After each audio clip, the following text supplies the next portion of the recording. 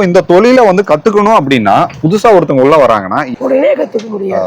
அது தேய்க்கிற மிஷின் இருக்குல்லங்க, கொஞ்சம் அமுத்தி தேய்ச்சா டியூப் கிழிஞ்சிடும்.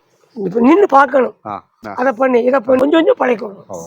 மினிமம் ஒரு மாசம் பழகிட்டா ஜம்முன்னு எங்க போனா வேலை செய்யலாம். 15 நாளுங்கிறதுல அது அரை உர வேலை. சொல்லி கொடுத்தோன்னு கேட்ட பேராயிரும்.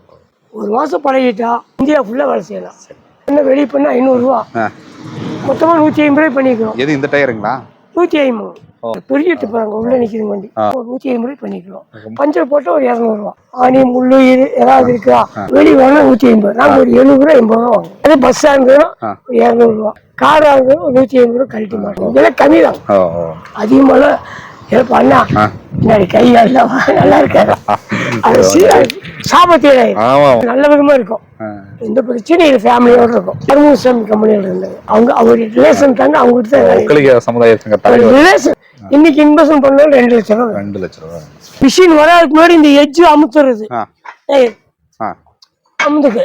இப்போ வந்து லேட்டஸ்ட் மிஷின் வந்துருச்சுங்க, அப்படி வச்சு அமுச்சு விட்டு கழட்டி கொடுத்துரும். வீல் கழட்ட மிஷின், கார் வீல் கழட்டுற மாதிரி, பிக்கப் காரு பைக்கு அனைத்துமே கழட்டிக்கலாம். எல்லாமே கழட்டிக்கலாம். ஆமா, லாரி மட்டும் அது 2 டன் ஜாக்கி. ஆமா, அந்த கார்களுக்கு பிக்கப்புகளுக்கு அல்லது சில வண்டிகளுக்கு, சின்ன வண்டிகளுக்கு இது வந்து எட்ஜி எடுக்கிற மிஷின்.